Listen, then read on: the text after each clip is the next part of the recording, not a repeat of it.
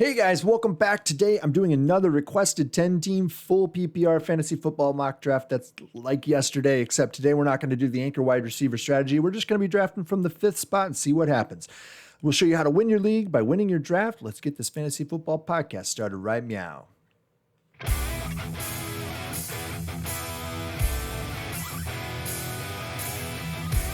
Hey guys, welcome back. It is Kyle. This is the Fantasy Football Upside podcast and YouTube channel. We are doing another fantasy football mock draft.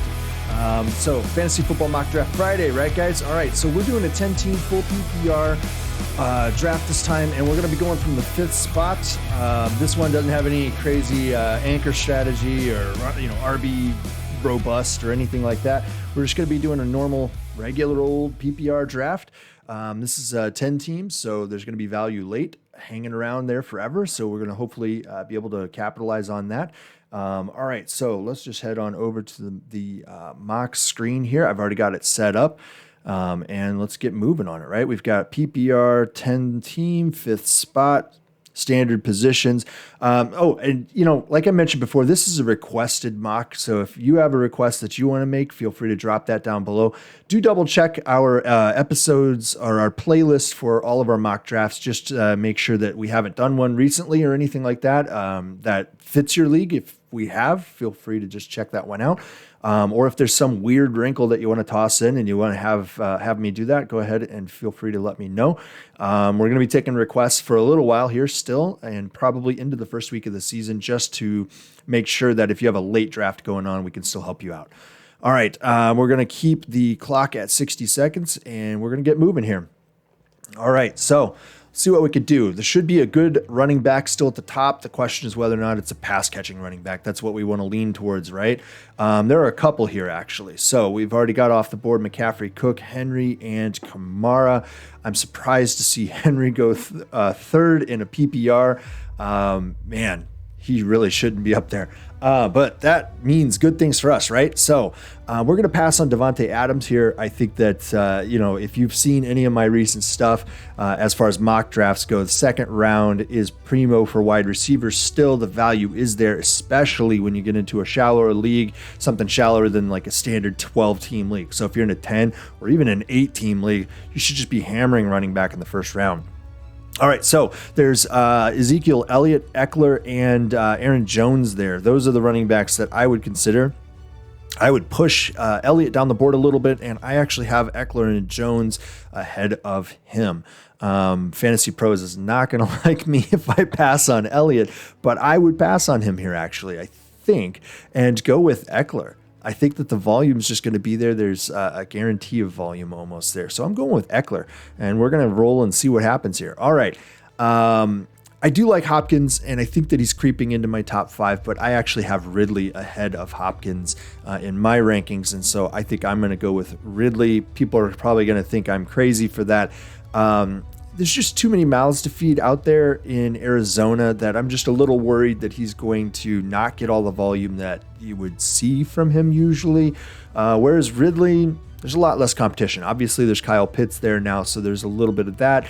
But, you've got guys like Russell Gage and, Mike Davis coming out of the backfield. So who's he really competing with when you consider who DeAndre Hopkins is competing with? The same can be said for Justin Jefferson, obviously, right? But that's a much lower volume pass offense. I think that Atlanta still maintains a very high level of passing offense. So not necessarily yardage wise, but as far as attempts go, yeah. And so I'm going to go with Ridley, especially in a PPR. That's who I've got there. All right, moving on. They're already pushing a few guys that I think, one, I'm not going to take that early, and two, I don't really care for. And that would be Keenan Allen. I'm not really interested in. He's too inconsistent. Yes, in PPR, he might get a ton of volume.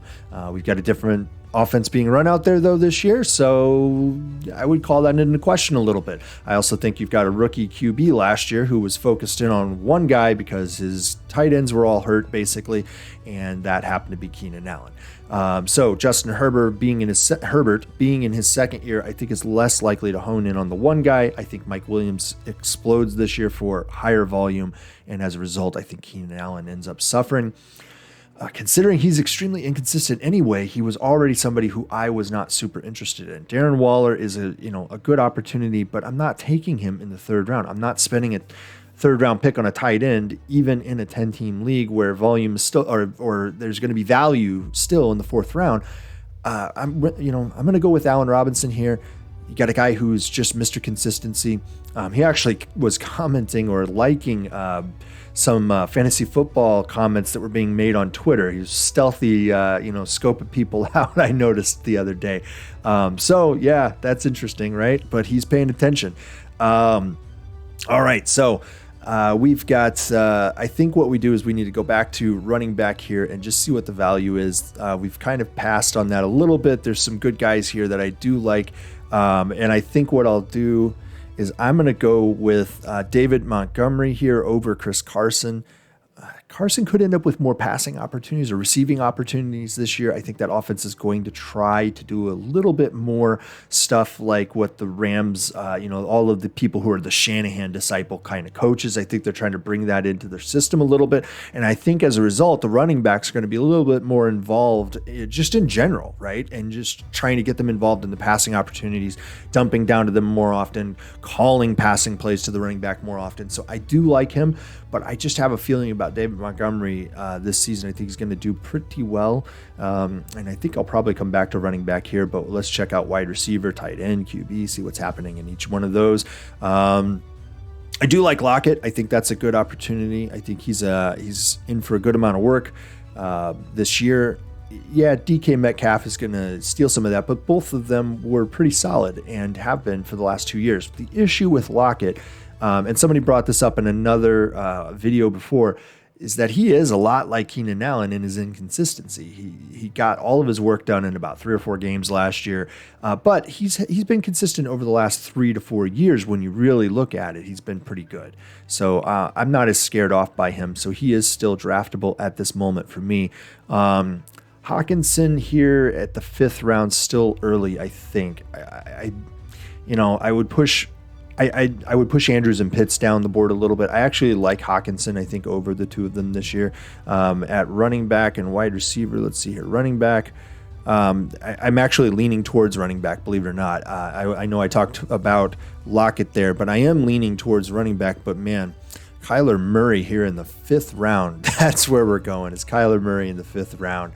That's I think a solid grab. I know we miss out a little bit on running back. We miss out a little bit on wide receiver. And I don't usually take a QB that early, especially in a 10-team league. But I think that's where I wanted to grab there. I'm happy with that. If I had gotten DeAndre Hopkins in the 2nd round instead of going with Calvin Ridley, then I would have definitely jumped all over that moment.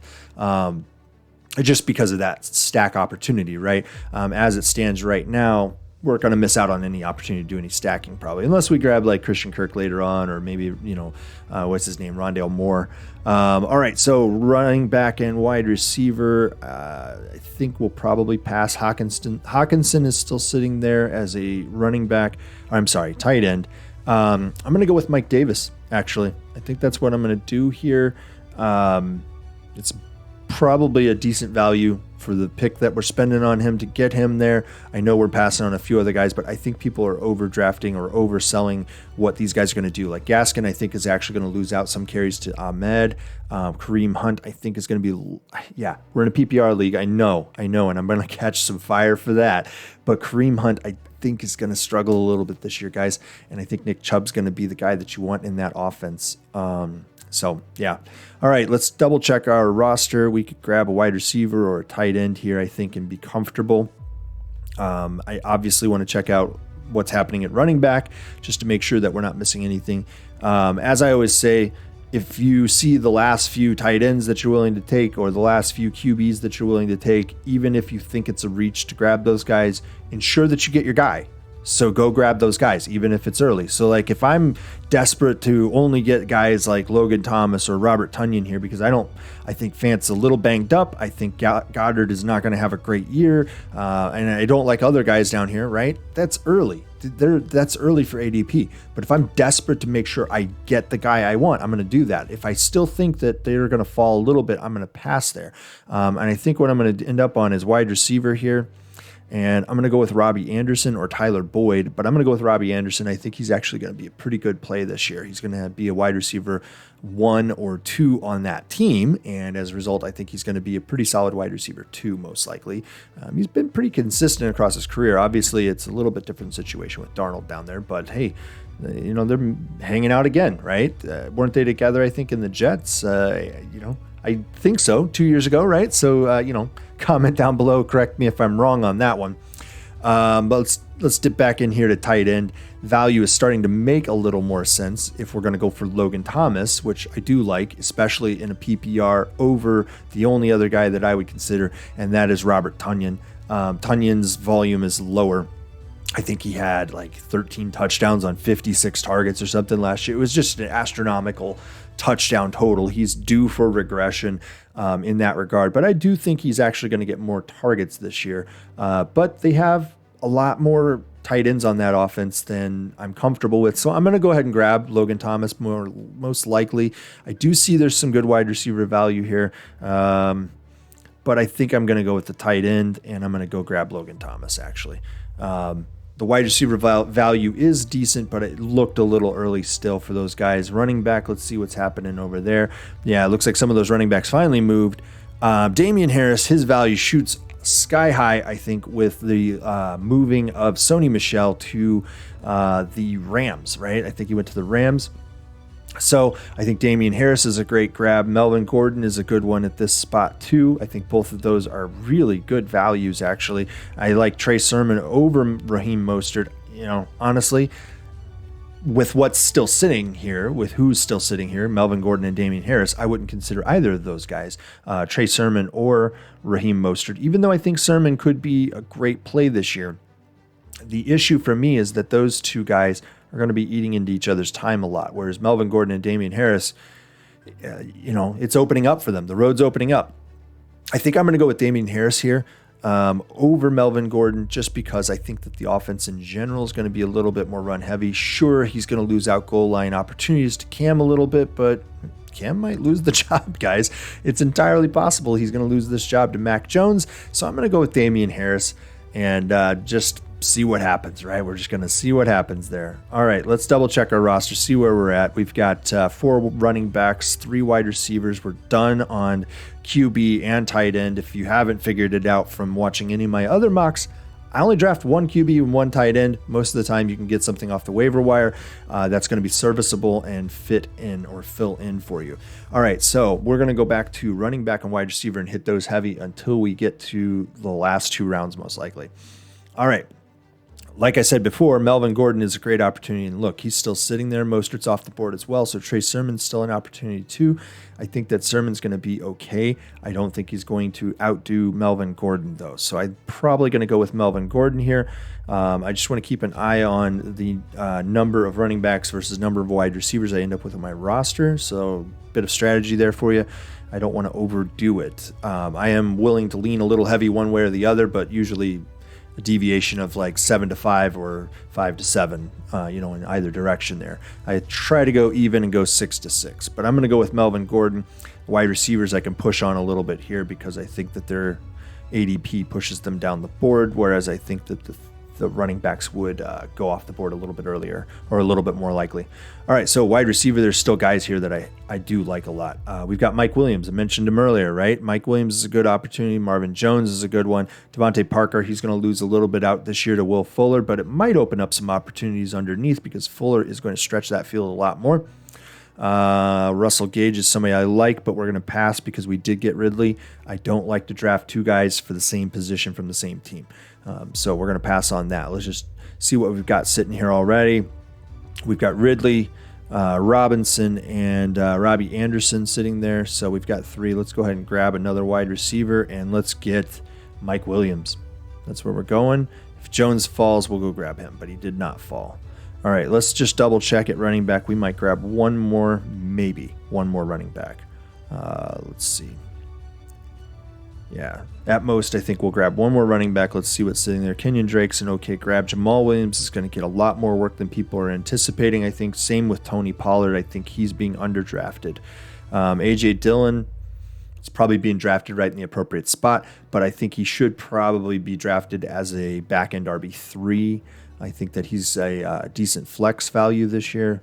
If we're looking over at the wide receivers, there's a couple guys I do like sitting here still, but we can wait on them, I think, comfortably. Running backs, gosh, we're not going to hit a home run here at this point, guys. But if we're going to grab one more running back here, I think we go with upside and hope that we do grab a home run in the long run. Well, not hope that, but just hope that whatever works out for the guy. And I think that we'll go with it's either A.J. Dillon or Kenyon Drake. I think Drake's going to get some work. I think A.J. Dillon gets more passes than people are anticipating. So I'm just going to go with him, and we'll call it. All right, so let's go over to wide receiver. I think that's what we have to hit here. I do like Jacoby Myers. Let's see what we've got sitting here right now. We already have Damian Harris sitting on our team for New England, so we haven't got any conflict there based on eating into each other's work. But we're going to go with I think potentially two more wide receivers and call it here. All right, so I think we'll go with Jacoby Myers. Seems to be falling into my hands a lot lately. I'm going to go with him. And then, let's see here. I'm wondering if based on not having an ADP that's climbed fast enough yet, if Marquez Callaway is available. Not sure. That's a guy that if you haven't been paying attention, we've been hyping him for a little while. Yeah, there he is. He is going to be solid. Go get this guy. If your league is sleeping on this dude, go grab him. He's going to be phenomenal. Trust me. He's going to be amazing. And if you didn't see him in the preseason game 2, I would hope that your league hasn't seen him because he's going to bust open this year. He might make, if you can believe it, he might make Michael Thomas a little bit superfluous. All right, so we're looking at, there's a $10 word for a $2 need, right? All right, so I think defense-wise, I say this every draft, guys. If you're still hanging around, thank you for hanging around. But make sure you head over to our website. It's ffbupside.com and check out our premium resources. Get signed up over there so that you can start using our premium resources. We update our power rankings throughout the season, and that power ranking is not just, these guys are the guys who are ranking and scoring and something simple. We incorporate a ton of information into those rankings. It's a very complicated algorithm, and what it ends up kind of doing is becoming a little bit predictive. And it's going to show you players who are being passed over or not seen for what they bring to your roster potentially. And so as a result, you're going to benefit from what our algorithm is telling you a few weeks in advance of other people. And it's a cheat code for defense and kickers for some reason. It just seems to pump out who's the best at that moment and who's going to be consistently good for you. It's going to give you that info very early. So I just went with the 49ers, I believe, there. And then at kicker, I've been dropping down here and going with Sanders over these other guys. Sanders had a phenomenal year last year. Not that that's necessarily predictive always, but I think that, look, our power rankings ended up having him either first or second. I think he was first ahead of Rodrigo Blankenship. And people are still sleeping on Sanders. He was solid last year. So go grab somebody like Sanders. You can, grab somebody after everybody else has done it, and you're comfortable with that, right? All right, so that's going to do it for this mock draft from the 5th spot on a 10-team PPR. Hopefully, I've been helpful for you. If you have any requests that you want another mock draft done just to see what I would do on a situation that you're going to be facing or something, feel free to drop that comment below. It can be pretty complicated. Feel free. I'll try to do what I can. And we also have a playlist for our mock drafts. So if you want to check out all the recent mock drafts, you can do that. You can see what's there. Before you make a request, if you want to run through the titles of those, go ahead. Maybe you'll see that. And if you want me to update one, maybe I'll go ahead and do that too. I'm going to try to get as many mock draft requests fulfilled before the end of next weekend, because I know that a lot of drafts are going to be taking place over the course of the next 2 weeks. So if you're requesting a draft, make sure you drop in when your draft's happening so I can try to get the video done and posted for you before then. All right, guys, that's going to do it for this one. I hope that helped. I will talk to you next time. Bye.